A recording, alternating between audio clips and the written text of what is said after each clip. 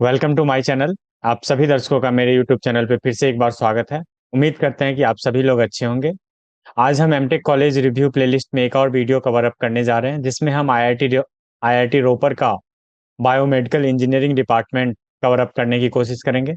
जिसमें हमारे साथ जो कि अभी करेंटली अपना final semester biomedical engineering MTech from IIT Ropar से अपना परस्यू कर रही है, कृति सक्सेना, जिन्होंने अपना बीटेक एक प्राइवेट कॉलेज से किया है बायोटेक्नोलॉजी में। तो वो हम लोगों के साथ जुड़ के, साथ ही साथ मैं उनके बारे में बता दूं कि वो वहाँ की ट्रेनिंग एंड प्लेसमेंट सेल की कोऑर्डिनेटर भी है। तो उनके पास प्लेसमेंट की बहुत सारी अच्छी इन्फॉर्मेशन अवेलेबल होगी। साथ ही साथ कॉलेज में काफ़ी एक्टिव रही है, एक अच्छा सीजीपीए मेंटेन के साथ अपना कॉलेज लाइफ अच्छे तरह से बैलेंस करके चला रही है।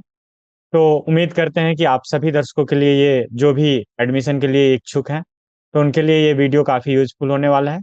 इस वीडियो में हम बहुत सारी इंफॉर्मेशन लाइक एडमिशन प्रोसेस क्या होता है, फिर कितने गेट स्कोर तक हम आईआईटी रोपर में बायोमेडिकल इंजीनियरिंग डिपार्टमेंट एक्सपेक्ट कर सकते हैं, इंटर्नशिप एंड प्लेसमेंट की क्या अपॉर्चुनिटी है, ओवरऑल एकेडमिक कैसा है, एकेडमिक में क्या क्या फैसिलिटी अवेलेबल है, हायर स्टडीज़ की क्या अपॉर्चुनिटी अवेलेबल है, फिर overall campus life, mess and hostel facility, fee structure, कितना स्टाइपेंड मिलता है, फिर क्या बोलते हैं उनका 2 साल के एक्सपीरियंस के बेस पे, अभी तक के एक्सपीरियंस के बेस पे उनका क्या क्या अनुभव रहा है, तो वो अपने जूनियरों को क्या क्या एडवाइस करना चाहेंगे, ताकि उनके आने वाले जूनियरों का एक क्या बोलते हैं professional and career, personal life दोनों बैलेंस चले। तो इन सभी चीज़ों के बारे में हम इस वीडियो में बहुत ही डिटेल वे में डिस्कशन करेंगे। तो अगर आप पूरी इन्फॉर्मेशन चाहते हैं तो वीडियो को अंत तक देखें। वीडियो शुरू करने से पहले, जैसा कि मैं हर वीडियो में आप सभी लोगों से रिक्वेस्ट करता हूं कि अगर आप इस चैनल पर नए हैं तो ये आपका ही चैनल है, प्लीज़ चैनल को सब्सक्राइब करके इस चैनल या इस फैमिली को और लार्ज करें, ताकि किसी भी गेस्ट को बहुत ही इजीली वे में अप्रोच किया जा सके। और साथ ही साथ बहुत ही डाइवर्स इंफॉर्मेशन इस चैनल पे मैं कवर अप करने की कोशिश करूंगा, एमटेक बीटेक और भी एजुकेशन रिलेटेड एरिया, फिर पॉलिटिक्स, इंटरटेनमेंट, न्यू टेक्नोलॉजी, इन सभी चीज़ों के बारे में हम बहुत ही अच्छे वे में आने वाले समय में कवर अप करने की कोशिश करते रहेंगे। तो आप किसी भी एरिया से हैं तो प्लीज चैनल को सब्सक्राइब करके इस चैनल को और लार्ज बनाएं। साथ ही साथ मैं एक चीज़ और रिक्वेस्ट करना चाहूँगा कि अगर कोई भी लोग अपना इंफॉर्मेशन किसी भी एरिया में शेयर करना चाहे तो मेरे से जुड़ के आप कनेक्ट हो सकते हैं, मैं उस अकॉर्डिंग शेड्यूल करने का कोशिश करूँगा। तो चलिए शुरू करते हैं आज का एपिसोड। सबसे पहले क्रांति, तुम अपने बारे में थोड़ा ब्रीफली बताओ, अपना बैकग्राउंड, फिर अभी प्रेजेंट सिनारियो के थैंक यू बारे में। For thank you for having me here Akhil. मेरा नाम कृति सक्सेना है। मैंने अपना बीटेक बायोटेक्नोलॉजी में किया है from Lucknow and hmm. Then I take took the gap of 2 years। Then after मैंने एमटेक परस्यू किया from IIT Ropar in biomedical engineering. Last semester मेरा मई 2024 में हो चुका है ऑलरेडी। अभी मैं रिजल्ट्स का वेट कर रही हूँ। That's- लाइक जैसे बायोमेडिकल इंजीनियरिंग आईआईटी रोपर की बात करें तो एडमिशन प्रोसेस क्या होता है, फिर मीन्स एडमिशन में इंटरव्यू रिटन भी होता है या just based on GATE score? For IIT Ropar, जब मैंने अपना आईआईटी रोपर में एडमिशन लेने के लिए अप्लाई किया था, तो गेट के बाद काउंसलिंग में बैठना पड़ता है। काउंसलिंग में फिल करने पड़ते हैं चॉइसेस। देन आफ्टर आप काउंसलिंग में जब फिल कर देते हैं, उसके बाद आपका पोर्टल के थ्रू मेल आता है। आपके हम्म। पास मेल आएगा, बट आईआईटी रोपर में स्पेसिफिकली कोई इंटरव्यू नहीं लिया जाता है for biomedical engineering. Direct admission मिलता है आपको on the basis of your rank. Okay, means ये पोप राउंड के थ्रू काउंसलिंग होता है। या हाँ, लाइक बायोमेडिकल इंजीनियरिंग में हम कितने गेट स्कोर तक हम एक्सपेक्ट कर सकते हैं कि हमें आईआईटी रोपर मिल जाता है? ये एक्सपेक्टेशन तो पहली बात वेरी करेगी डिफरेंट ईयर्स पे, कि किस ईयर कितने स्टूडेंट्स बैठे हैं, कैसा कैसा स्ट्रेंथ रहा है, क्या परफॉर्मेंस रही है। बट लास्ट ईयर के बेसिस पे देखा जाए तो जो जनरल कैटेगरी का कट ऑफ गया, that was around 715 to 720। Hmm. Rank was 715 to 720। और बाकी SC ST पे अगर देखा जाए तो वो 320 के अराउंड भी गया है। तो इस रेंज में आपको मिल सकता है, कैटेगरी वाइज वेरी करता है, बट हाँ हम्म। लास्ट ईयर के बेसिस पे अगर जनरल कैटेगरी में देखा जाए दैट वाज अराउंड 715 to 750। तो जैसा कि बायोमेडिकल इंजीनियरिंग इंटरडिसिप्लिनरी ब्रांच है, तो इसमें कौन कौन से ब्रांच एलिजिबल होते हैं और कौन कौन सा गेट पेपर के थ्रू हम इसमें एडमिशन ले सकते एलिजिबल तो मैकेनिकल हो गया, इलेक्ट्रिकल हो गया, हैं? इलेक्ट्रॉनिक्स हो गया, हम्म। एंड केमिकल हो गया, हम्म। एंड बायोटेक हो गया, देन एमएससी की भी ब्रांचेस अलाउड रहती हैं।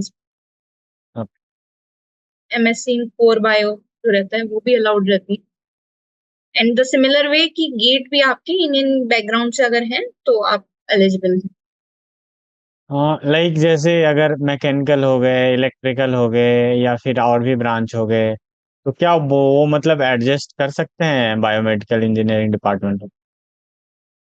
ये क्वेश्चन ऐसा है एक्चुअली, जो सिलेबस रहता है हम लोगों का वो कोर बायो भी होता है एंड कोर इलेक्ट्रॉनिक्स भी होता है, दोनों मिक्स रहते हैं। मतलब कुछ सब्जेक्ट्स इलेक्ट्रॉनिक्स के होंगे तो कुछ सब्जेक्ट्स हमारे बायो के।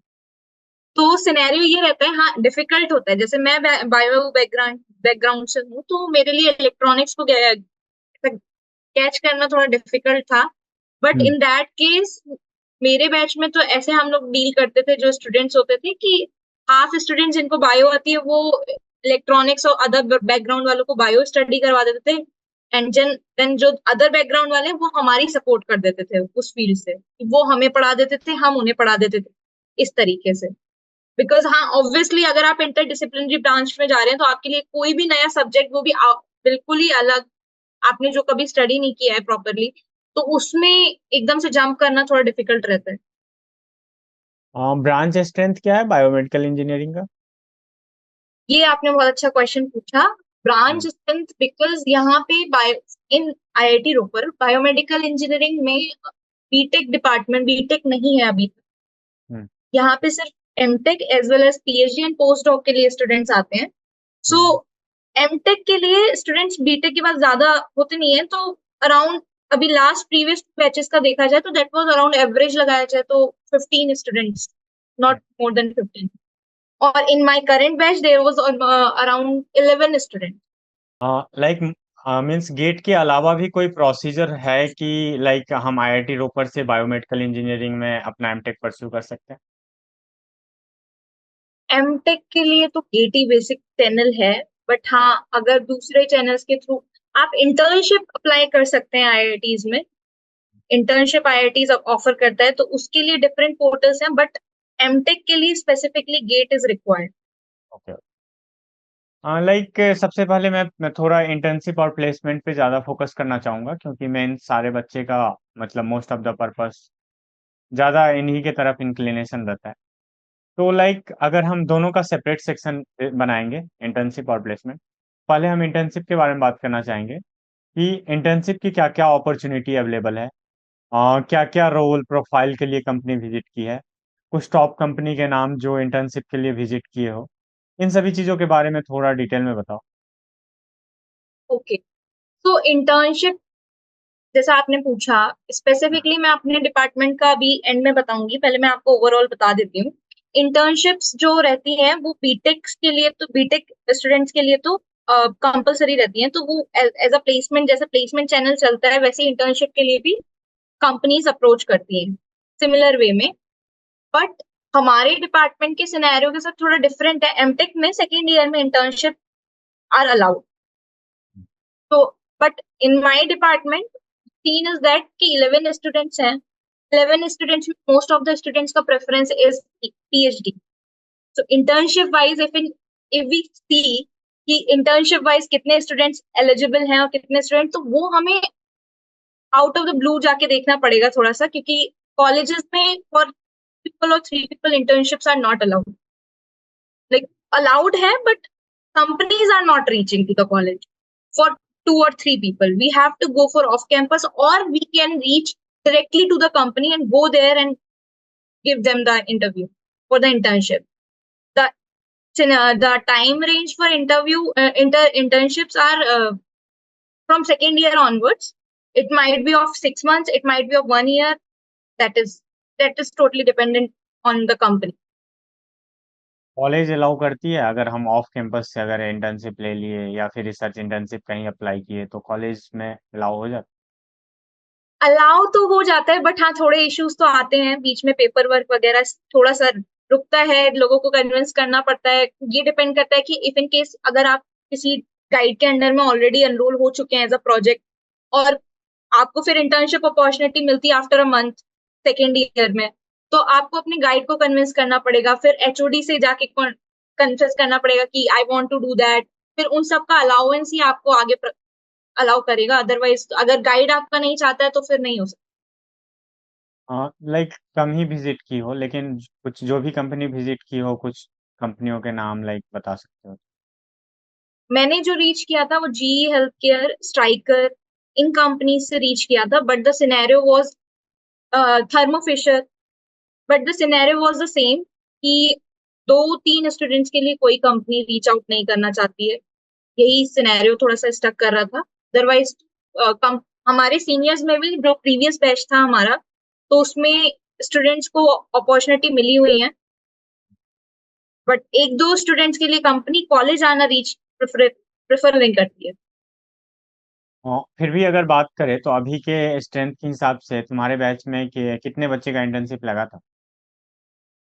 इंटर्नशिप एक स्टूडेंट का लगा हुआ है यामाहा में, okay. And it is non core, it is not core, it is non core.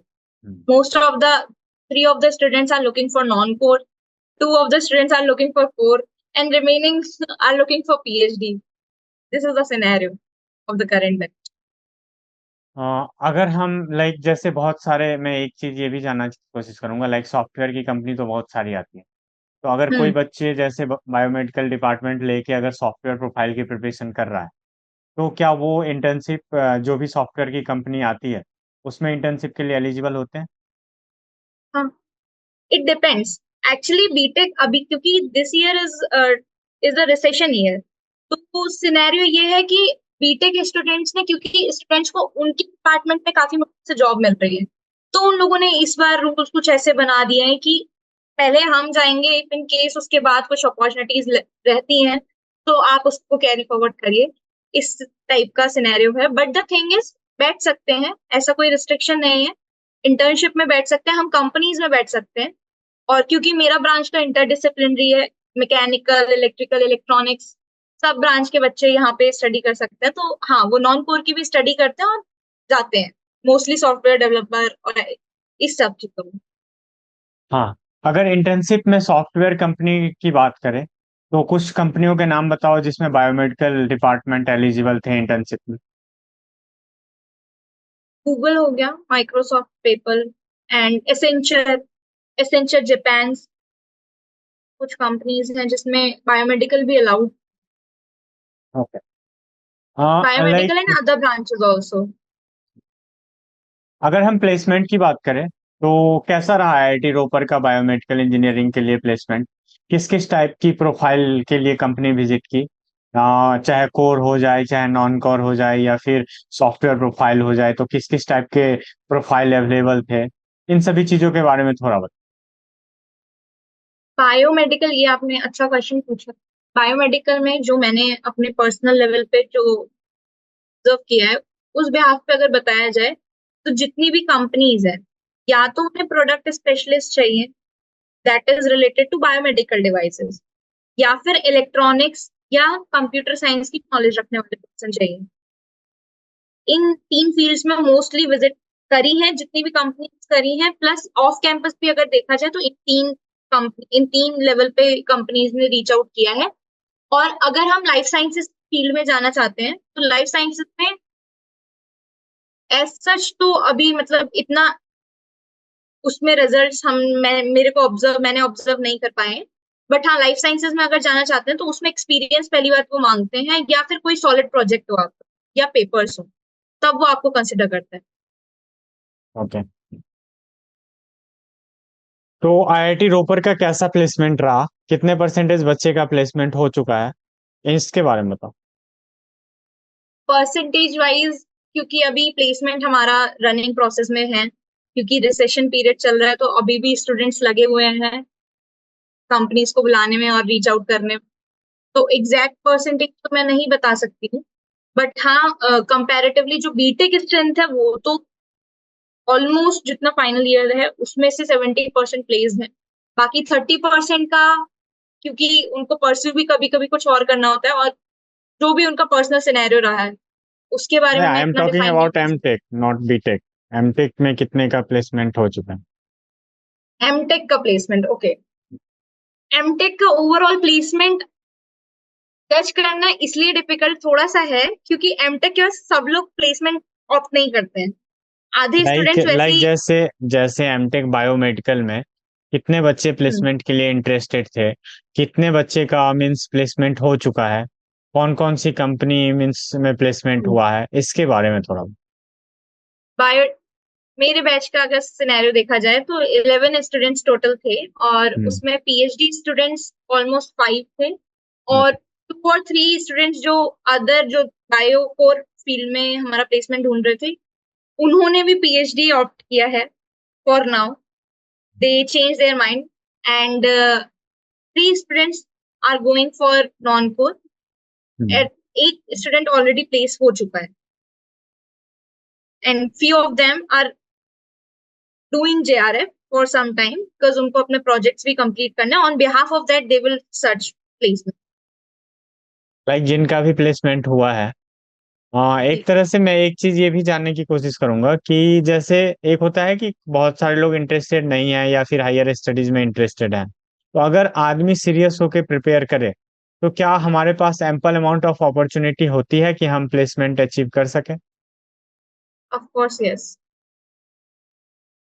हाँ, आ, मतलब अगर आप पर्टिकुलरली किसी एक कंपनी को, नॉट ओनली कंपनी, किसी एक डोमेन को लेकर अगर प्रैक्टिस करते हैं, उसके लिए अपना प्रोफाइल डिजाइन करते हैं, उसके लिए अपने प्रोजेक्ट्स डिजाइन करते हैं, उसके ओरिएंटेड अगर सारी चीजें करते हैं, तो यहाँ से अपॉर्चुनिटीज ये है कि आप उस कंपनी तक तो रीच आउट कर ही लेंगे, मतलब कि उन कंपनीज तक रीच आउट तो कर ही लेंगे somehow। अगर फुल टर्म प्लेसमेंट के लिए कंपनी विजिट की बात करें तो कुछ टॉप कंपनियों के मीन्स कोर कंपनियों के नाम बताओ जो कॉलेज विजिट की हो बायोमेडिकल के लिए, एमटेक बायोमेडिकल के लिए।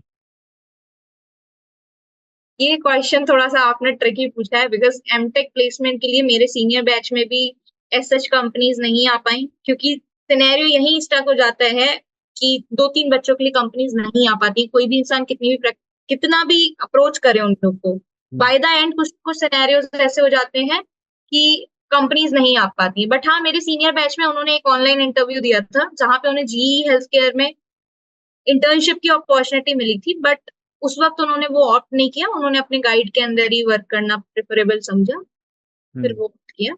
एंड मेरे एक सीनियर है, वो ट्राइडेंट में भी लगे हुए हैं, बट वो नॉन कोर हो जाती है फिर से, एज अ डेटा एनालिस्ट। हम्म। वो कंपनी आई थी यहाँ पर, और वो उन्होंने कॉलेज से ही प्लेसमेंट लिया है उस चीज का।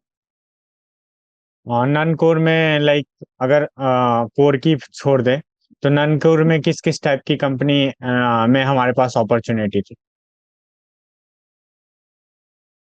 कंपनीज तो फिर सॉफ्टवेयर बेस्ड ही रह जाती हैं, जितनी भी हम्म। हमारी ये आईटी ब्रांच की रहती हैं और कंप्यूटर साइंस डोमेन से रिलेटेड रहती हैं, सारी कंपनीज उसी से रिलेटेड हमारी हम अप्रोच कर सकते हैं, बिकॉज वो हमारी एक तो इंटरडिसिप्लिनरी में भी मैच करती है।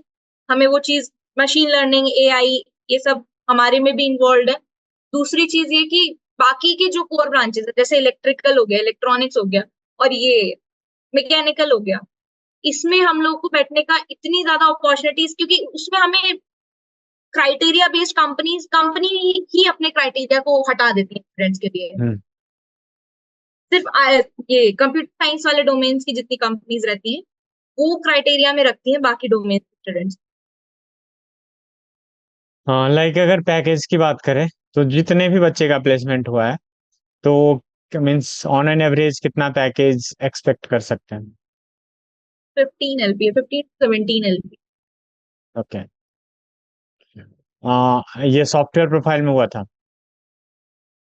Including every domain, 15 to 17 LPA। But specifically अगर बायोमेडिकल की आप फिर से बात करते हैं, तो हाँ। बायोमेडिकल में इफ इन केस अगर आप इलेक्ट्रॉनिक्स या इलेक्ट्रिकल या इक्विपमेंट बेस्ड किसी कंपनी में जा रहे हैं, तो वहां पे आपको 10 to 12 LPA मिल सकता है, बट अगर आप लाइफ साइंसेज बेस्ड या फिर एडटेक कंपनीज में जा रहे हैं, exactly one more domain is there, that is edtech, education based companies, तो वहां पे आपका बेसिक पैकेज 6 to 8 LP रहेगा। तो एज टेक में अच्छी अपॉर्चुनिटी रहती है मीन्स इन सभी ब्रांचों के लिए। तो एज टेक एडुटे मीन्स एजुकेशन एरिया में कौन कौन सी कंपनी विजिट की थी, कौन कौन सा इंस्टीट्यूट विजिट किया था? फिजिक्स वाला नारायणा, और एलएन भी आई थी इस बार तो ये कुछ फेमस कंपनीज है जिसमें हम लोग मतलब बैठ सकते थे। लाइक अगर एकेडमिक की बात करें तो आईआईटी रोपर का बायोमेडिकल का एकेडमिक कैसा है? किस किस टाइप की फैसिलिटी अवेलेबल है, प्रोफेसर का कैसा सपोर्ट रहता है, मॉडर्न इक्विपमेंट अवेलेबल है या नहीं, बायोमेडिकल के हिसाब से अपडेटेड सिस्टम है या नहीं, इन सभी चीज़ों के बारे में थोड़ा डिटेल में। एकेडमिक वाइज जितनी भी चीजें यहाँ पे for practical and everything, things are very accessible. Students को एक्सेसिबिलिटी है एक तो लैब में, यहाँ पे आप किसी भी टाइम पे, अगर आप एक, आपको बस एक पीएचडी मेंटोर चाहिए उसके लिए, आप किसी भी टाइम किसी भी वक्त वहां पे जाके अपना काम कर सकते हैं।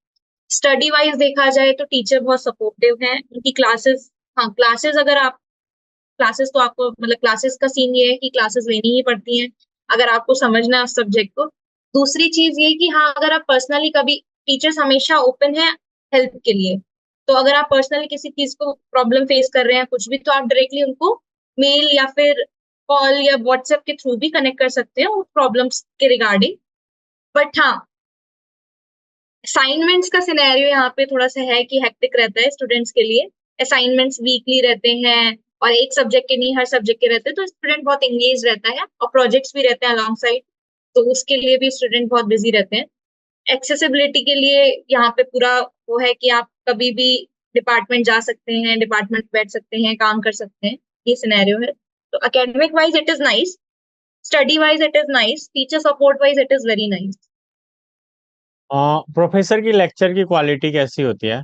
लाइक लर्निंग होता है या फिर सेल्फ ओरिएंटेड ज़्यादा होना पड़ता है? और क्लास अटेंड करना कंपलसरी होता है, मीन्स कोई ऐसा क्राइटेरिया है कि 75% कंपलसरी है या फिर नहीं भी क्लास करेंगे तो चलेगा? इसके सब के बारे में।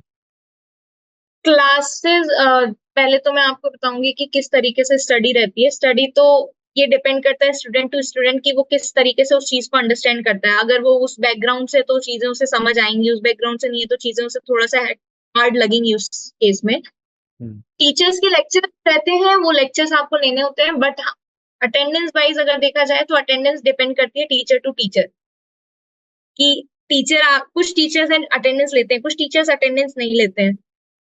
कुछ टीचर्स स्टूडेंट्स पे छोड़ देते हैं कि हाँ it's up to you whether you want to take classes और नॉट। कुछ टीचर्स का ऐसा रहता है कि no you have to come to the class, you have to complete the each and every lecture. तो इट डिपेंड्स कि teacher का क्या सिनेरियो है। और स्टडी वाइज जो स्टडी मटेरियल टीचर्स प्रोवाइड करते हैं मोस्टली क्वेश्चंस उसी में से आते हैं। उस चीज को अंडरस्टैंड करने के लिए भी आपको लेक्चर्स लेने ही पड़ेंगे, no matter what. Teacher teacher जो पढ़ाएगा वही हमें स्टडी करना है बेसिकली, उस टेस्ट को अच्छे से क्वालिफाई करने के लिए। तो टीचर्स के लेक्चर इंपॉर्टेंट है। लाइक अगर बहुत सारे बच्चे, क्योंकि एमटेक के साथ साथ बहुत सारी चीज़ें की प्रिपरेशन स्टार्ट कर देते हैं, गवर्नमेंट जॉब हो या फिर कोई भी और कैरियर हो, तो क्या वहाँ का एकेडमिक एनवायरनमेंट ऐसा है या फिर एकेडमिक प्रेशर इतना कम है कि हम इन चीज़ों को साथ में इजीली मैनेज कर सकते हैं या फिर थोड़ा टफ हो सकता है? ओके, एमटेक का सिनेरियो ये रहता है कि पर सेमेस्टर आपके पास 6 सब्जेक्ट्स होंगे मैक्सिमम, मैक्सिमम 6 सब्जेक्ट्स, और मतलब अप्रोक्सीमेटली अगर देखा जाए तो इन एन एवरेज अगर देखा जाए तो 5 सब्जेक्ट्स पर सेमेस्टर। और उन सब्जेक्ट्स को स्टडी करने के लिए आपको ज्यादा टाइम की रिक्वायरमेंट भी नहीं है। इन केस अगर आप सारे लेक्चर्स ले रहे हैं उसके बाद आप टाइम टू टाइम रिवाइज भी कर रहे हैं, तो वो चैप्टर्स आप इजीली कवर अप कर सकते हैं, इजीली उसके एग्जाम्स दे सकते हैं। हेक्टिक पार्ट जो रहता है वो थोड़ा सा असाइनमेंट को लेके रहता है। असाइनमेंट्स थोड़े से इकट्ठे होते रहते हैं स्टूडेंट्स के पास, तो उनको कवर अप करने के लिए थोड़ा टाइम देना पड़ता है उनको, थोड़ा सा ब्रेनस्टॉर्मिंग करनी पड़ती है उनको कंप्लीट करने के लिए। और असाइनमेंट्स एक अच्छा पार्ट हमारा, अच्छा एकेडमिक नंबर्स का पार्ट हमारा गेन करते हैं। तो एक अच्छा स्कोर लाने के लिए असाइनमेंट्स आर नेसेसरी। तो उस अच्छे स्कोर को मेंटेन करने के लिए आपको असाइनमेंट्स में थोड़ा टाइम देना पड़ेगा। बट हाँ, उसके बाद आपके इस एकेडमिक लाइफ में अगर देखा जाए तो टाइम बचता है, स्टूडेंट के ऊपर डिपेंड करता है वो किस तरीके से मैनेज कर रहा है। इतना भी हैक्टिक नहीं होता है कि वो मैनेज ना कर सके।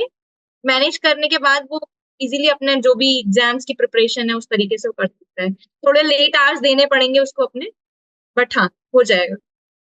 जैसा कि बहुत सारे लोग हायर स्टडीज में चले गए, मतलब बहुत सारे पीएचडी में कन्वर्ट करवा लिया, कुछ जेआरएफ में कर लिया। तो हायर स्टडीज जी। अपॉर्चुनिटी के क्या क्या चांसेस अवेलेबल है?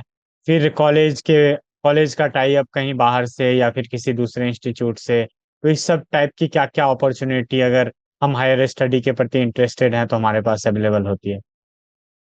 हायर स्टडीज में यहाँ पे अपॉर्चुनिटीज बहुत ही ज्यादा हाई हैं। यहाँ का सिनेरियो ये है कि इफ इन केस आप यहाँ पे स्टडी कर रहे हैं, पीएचडी आपको परस्यू करनी है, तो आप पहली चीज इस कॉलेज से ही अगर परस्यू करनी है आपको, सिमिलर कॉलेज से, because you are already working on some projects in your masters. So if you want to continue that project in your PhD, तो it is very convincible for others also. Interview होता है तो आप उसमें बैठिए। Other colleges में भी यहाँ से रीच आउट करना, अदर आईआईटीज में रीच आउट करना इजी होता है। यहाँ मतलब कंसिडरेशन मिलती है in comparison with other colleges student over IIT. और आउट ऑफ कंट्री अगर देखा जाए तो यहाँ से वहाँ की भी अपॉर्चुनिटीज अच्छी है, बिकॉज टीचर्स के लिंक होते हैं, टीचर्स के कनेक्शन होते हैं, प्रीवियसली बेस्ड एलुमनाई होते हैं बाहर जो ऑलरेडी स्टडी कर रहे हैं। तो उनको रीच आउट करके वहां पे अपॉर्चुनिटी फाइंड आउट करना, प्लस वहाँ के इन्वायरमेंट को अडेप्ट करना, ये यहाँ से बहुत इजीली पॉसिबल है। प्लस रिकमेंडेशन यहाँ के फैकल्टीज की वो बहुत मैटर करती है। लाइक प्रोजेक्ट, मास्टर डिग्री में प्रोजेक्ट बहुत इम्पोर्टेंट रोल प्ले करता है। तो प्रोजेक्ट गाइड का कैसे चूज करना चाहिए, प्रोजेक्ट का टॉपिक कैसे चूज करना चाहिए? लाइक पहले से स्टूडेंट को पता हो ताकि वो जाए तो इन सभी चीज़ों को माइंड में रख के वहाँ प्रोफेसर को अप्रोच करे। तो इन सभी चीज़ों के बारे में थोड़ा। प्रोजेक्ट टॉपिक जैसे मैंने आपको अभी बताया, प्रोजेक्ट टॉपिक डिपेंड करता है कि आपको आगे क्या करना है। जैसे इफ इन केस लेट से एग्जाम्पल कि मेरे को सीएस डोमेन में कुछ करना है, एआईएमएल के बेसिस पे कुछ करना है, तो फर्स्ट ईयर में हर सब्जेक्ट के एंड में, मतलब कि अगर फर्स्ट सेमेस्टर चल रहा है आपके पास 6 सब्जेक्ट्स हैं, तो 6 सब्जेक्ट्स में एंड सेमेस्टर में आपको एक छोटा सा प्रोजेक्ट डिजाइन करना होता है, और इधर पेपर लिखना होता है या रिव्यू लिखना होता है, इस तरीके की चीजें करनी होती है। तो वो चीज आप सीरियसली करना, मतलब लेट इट भी करके मत करना कि सिर्फ करना है इसलिए कर रहे हैं। और जैसे इलेक्ट्रॉनिक्स के सब्जेक्ट होते हैं और आपको सीएस में जाना है, तो इलेक्ट्रॉनिक्स के जितने भी प्रोजेक्ट हैं उनको इस तरीके से डिजाइन करना कि आपका उसमें एआईएमएल या कुछ चीजें इस तरीके की इन्वॉल्व हो जो कि आपके डोमेन को आगे जाके और ज्यादा सॉलिड करे।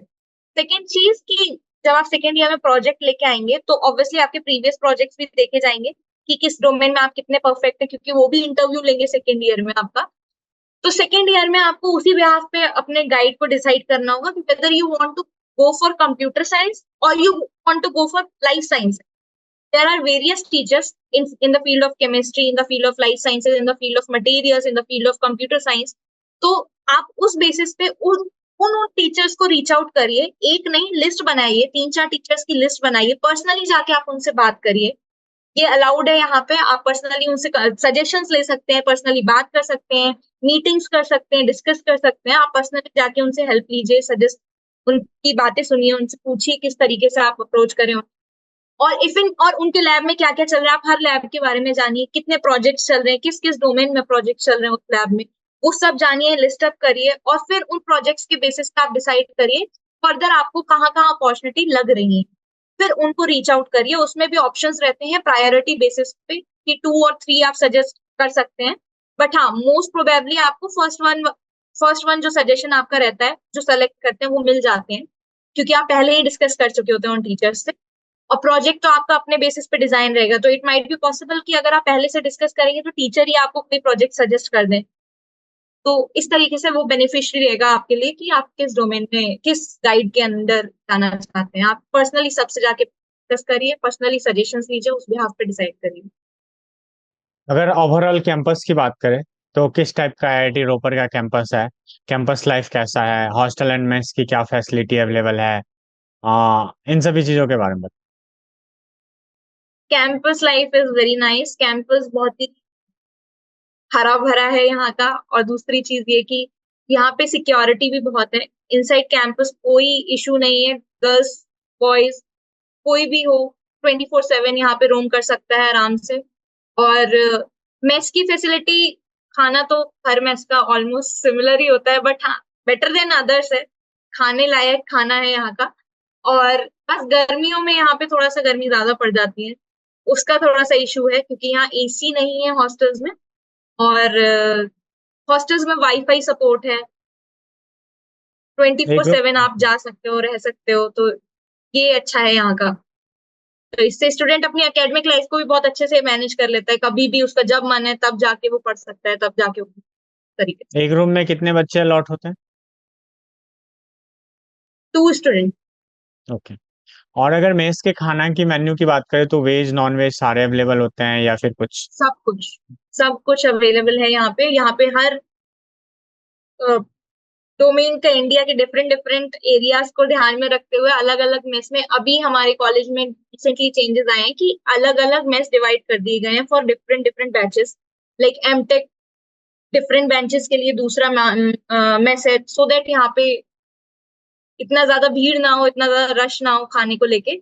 और हर ब्रांच, हर मेस में आपको सारी फैसिलिटीज मिलेंगी। नॉनवेज मिलेगा, एग मिलेगा, फिश मिलेगी, सब कुछ मिलेगा। अगर फी स्ट्रक्चर की बात करें तो ओवरऑल मींस कितना फी है 2 साल का, इंक्लूडिंग हॉस्टल मेस एकेडमिक सारा इंक्लूड करके कितना तक?